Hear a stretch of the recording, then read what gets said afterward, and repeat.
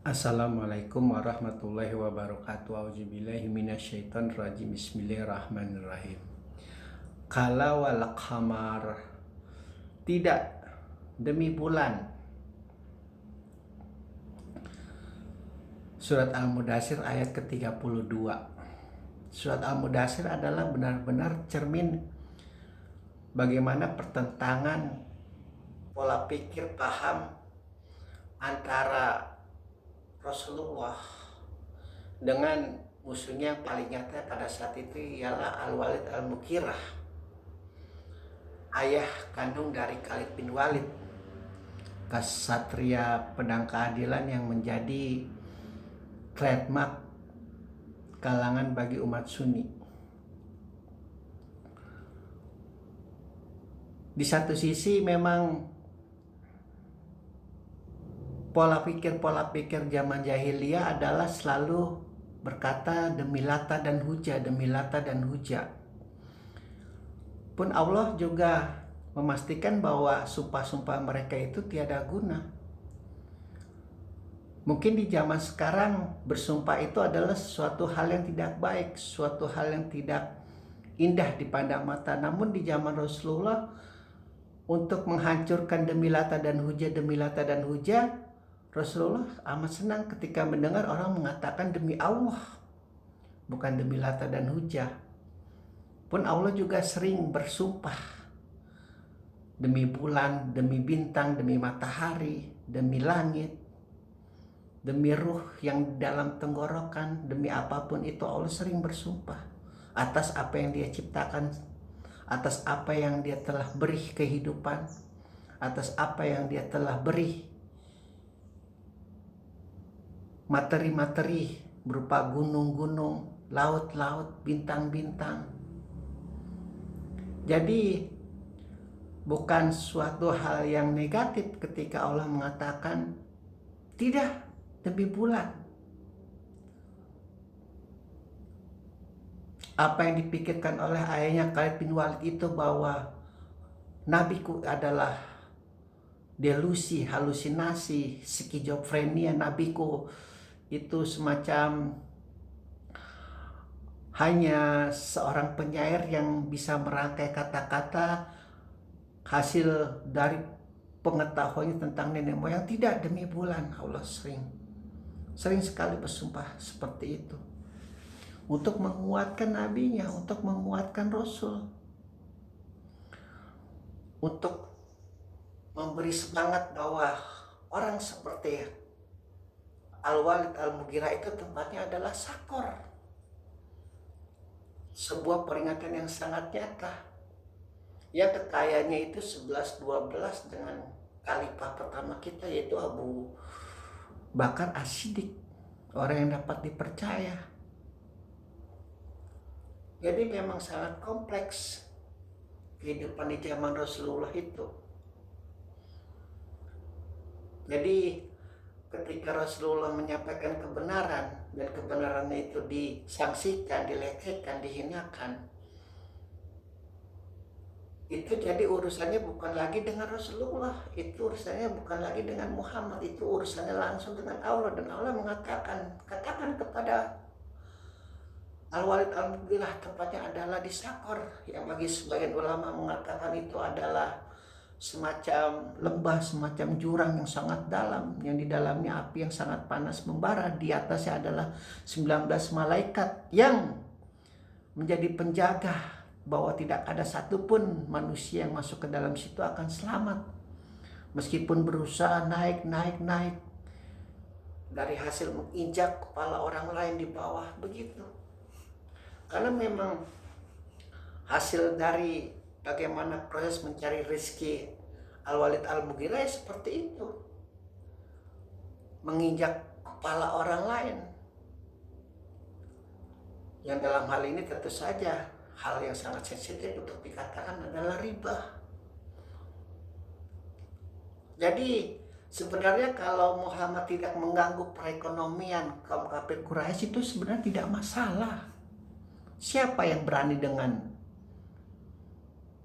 Abu Thalib? Siapa yang berani dengan Abdul Muthalib, kakek dan pamannya itu yang menjadi pelindung? Siapa yang berani dengan Khadijah, saudagar yang sangat kaya, luar biasa cantik, sangat dihormati. Yang patut digarisbawahi adalah keluarga besarnya adalah umat Nasrani, orang Kristen kebanyakan.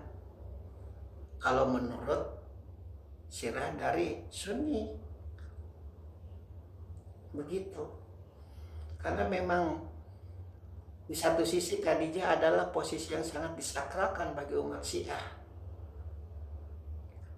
dan di satu sisi bagi umat Sunni itu adalah hal yang biasa saja. Khadijah tidak jauh beda dengan istri-istri Nabi yang lain, begitu. Jadi jika Anda ingin belajar agama, jika Anda ingin mengetahui tentang Islam, kaji semua mazhab yang berkembang, jangan hanya satu mazhab, sehingga mata kalian itu tidak pedih ketika melihat mazhab orang lain mengatakan kebenarannya. Begitupun yang di Syiah. Jangan dianggap bahwa apa yang didogmakan dari Iran, dari Irak, dari Basrah, dari Qum, dari yang lain-lain itu adalah kebenaran yang hak juga. Karena biar bagaimanapun Sunni maupun Syiah adalah bersaudara. Tidak mungkin ketika kita mengkafirkan saudara-saudara kita, menyesatkan saudara-saudara kita, lalu ketika kita bertemu Rasulullah, lalu Rasulullah bermukanya penuh keceriaan, penuh senyum. Tidak mungkin.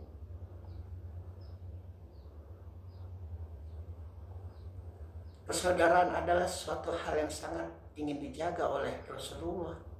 Bahkan ketika Al-Walid sering mengolok-olok, sering mengejek, Rasulullah membiarkan. Karena itu adalah oposisi dia. Dia mewakili dari kaum berhala dia. Dia mewakili dari teman-teman seperjuangan dia yang tidak mempercayai risalah dia. Istilahnya, kalau istilah Betawi, senggol bacok. Apa sih ya? Lu beli, lu jual, gua beli, begitu. Selama dia tidak menyakiti apa yang menjadi basis pertahanannya Rasulullah, teman-temannya tidak disakiti, kaum budaknya tidak disakiti, tidak masalah. Namun ketika terjadi pengepungan di Madinah, sampai Rasulullah harus membuat sebuah parit, sampai Rasulullah harus berdiam diri selama bertahun-tahun, hampir kurang lebih 3 tahun kalau tidak salah, kalau salah maafkan, dikepung oleh barisan Al-Walid. Maka sudah tidak bisa lagi jika Rasulullah harus menurunkan senjata, karena sudah tahu ternyata umat Yahudi itu tidak bisa dipegang kata-katanya. Ketika Rasulullah menjadi tamu terhormat di Madinah, sudah bertetangga dengan baik dengan umat Yahudi, dengan umat Nasrani, dan umat kafir kaum Quraisy yang lainnya yang bersedia menerima risalah Rasulullah walaupun mereka tidak mengimaninya. Ternyata selalu ada orang yang musuh dalam selimut. Dan itu bagi Rasulullah juga tidak masalah. Itu pandangan politik mereka. Itu pandangan politik yang sudah terikat dengan materi yang dihasut, yang diiming-imingi oleh Al-Walid Al-Mughirah, yang kekayaannya juga sangat luar biasa. Tidak masalah.